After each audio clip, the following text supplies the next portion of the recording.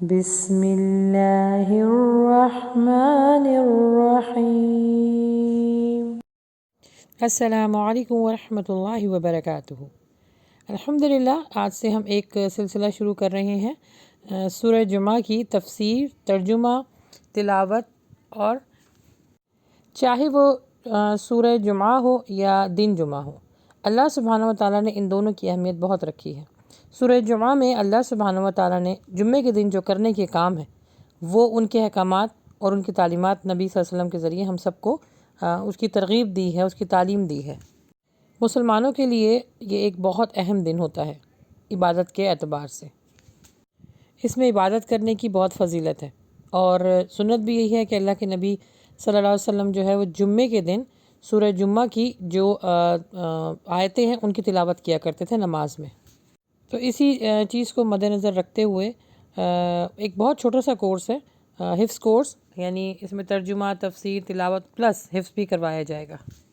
تو آئیے سب سے پہلے اس کی تجوید دیکھ لیتے ہیں۔ یسبح، یہاں پر نا سین جو ہے با سے ملے گا، اور با کو تھوڑا ہم مضبوطی کے ساتھ پڑھیں گے۔ یسبح، یسبح للہ ما فی السماوات وما فی الارض۔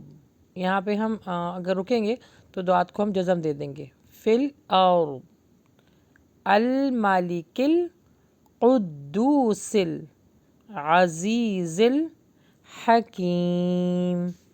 آیت نمبر 2 ہے هو الذی، لذی نہیں پڑھنا، ذال کا مخرج نکالنا ہے۔ هو الذی بعث فی الامیین رسولا، رسولا یہاں پہ غنہ ہوگا کیونکہ میم کے اوپر مشدد ہے، رسولا منہم یتلو علیہم آیاتہ ویزکیہم وَيُعَلِّمُهُمُ الْكِتَابَ۔ میں اگین اس کو پڑھ دیتی ہوں آہستہ آہستہ۔ وَيُعَلِّمُهُمُ الْكِتَابَ وَالْحِکْمَةَ یہاں پہ اخفا ہوگا باریک، وَإِن كَانُوا یہاں پر ہیوی اخفا ہوگا، مِن قَبْلُ لفی، یا مد لام ہوگا، لفی ضلال مبین۔ يسبح لله ما في السماوات وما في الأرض الملك القدوس العزيز الحكيم هو الذي بعث في الأميين رسولا منهم يتلو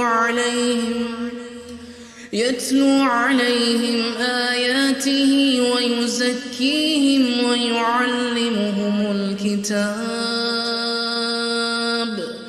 ويعلمهم الكتاب والحكمة وإن كانوا من قبل لفي ضلال مبين۔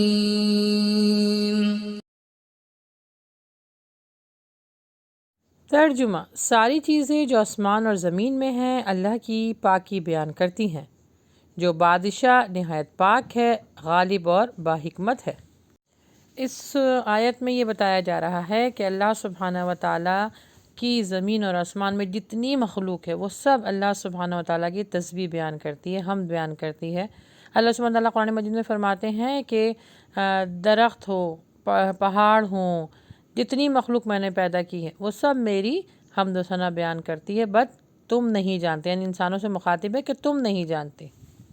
تم نماز پڑھو یا نہ پڑھو، تم جمعے کے لیے جمع ہو یا نہ ہو، تم احکامات پر عمل کرو یا نہ کرو، یہ تمہاری سزا اور جزا پر منحصر ہے، لیکن میری تسبیح بیان کرنے کے لیے اللہ تعالیٰ فرماتے ہیں میں نے زمین اور آسمان میں مخلوق کو پیدا کیا ہے جو میری تسبیح بیان کرتی ہیں۔ فرشتے بھی ہر وقت اللہ سبحانہ و تعالیٰ کی تسبیح اور حمد و ثنا بیان کرتے ہیں۔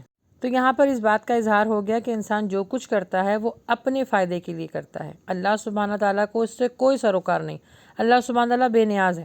ہم نماز پڑھیں گے اپنے فائدے کے لیے، ہم جمعے کے لیے جمع ہوں گے اپنے فائدے کے لیے، کیونکہ اللہ سبحانہ تعالیٰ نے فرما دیا ہے کہ جو بھی اس دنیا میں رہتے ہوئے میری مرضی کے مطابق زندگی گزارے گا، آخرت اس کے مطابق ہوگی، کیونکہ وہ بادشاہ حقیقی ہے، اس کو کسی چیز سے کوئی سروکار نہیں، بے نیاز ہے، خالق ہے، مالک ہے۔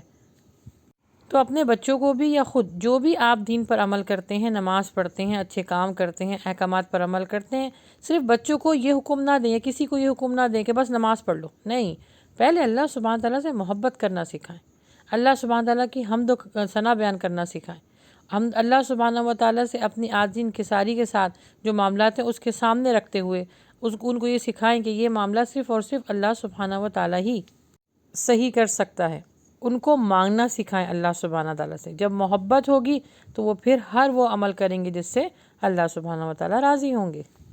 آیت نمبر 2 کا ترجمہ ہے، وہی ہے جس نے ناخواندہ لوگوں میں انہی میں سے ایک رسول بھیجا جو انہیں ان کی آیتیں پڑھ کر سناتا ہے اور ان کو پاک کرتا ہے اور انہیں کتاب اور حکمت سکھاتا ہے، یقیناً یہ اس سے پہلے کھلی گمراہی میں تھے۔ اس آیت کی جو تفسیر ہے وہ کچھ اس طرح ہے کہ یہاں پر امی کا لفظ یہودیوں کی اصلاح کے طور پر استعمال کیا گیا ہے۔ اس میں ایک لطیف طنز پوشیدہ ہے، کس کے لیے؟ یہودیوں کے لیے، کہ اس کا مطلب یہ ہے کہ جن کو یہودی حقارت کے ساتھ امی کہتے تھے، نعوذ باللہ من ذالک، نبی صلی اللہ علیہ وسلم کو امی کہتے تھے نا، کہ ان کو پڑھنا نہیں آتا، لکھنا نہیں آتا، تو یہ جو قرآن ہے یہ کیسے آ گیا، مطلب بہت ساری ایلیگیشن لگاتے تھے اور اپنے مقابلے میں کمتر سمجھتے تھے۔ ان میں اللہ تعالیٰ نے ایسے رسول کو بھیجا جو ان میں سے تھا اور انہی کی آیتیں پڑھ کے سناتا تھا۔ یہاں پر امی کا لفظ جو استعمال ہوا نا، اس کے مطلب یہ بھی ہے کہ نبی صلی اللہ علیہ وآلہ وسلم لکھنا پڑھنا نہیں جانتے تھے۔ کیوں؟ کیونکہ اس میں بھی حکمت تھی، اس وجہ سے کیونکہ وہ جو کلام اللہ سبحانہ تعالیٰ کا وہ لوگوں تک پہنچا رہے تھے، تو لوگ پھر یہ کہتے ہیں کہ یہ آپ نے خود لکھا ہے، خود لکھ کر اور پڑھ کر اور جو ہے لوگوں میں ڈسٹریبیوٹ کرنا شروع کر دیا۔ اور یہ بات اللہ سبحانہ و تعالیٰ اپنے میسنجر کے ذریعے لوگوں کو بتانا چاہتا تھا کہ نبی بھی کوئی کام اللہ کی مرضی کے بغیر نہیں کرتے۔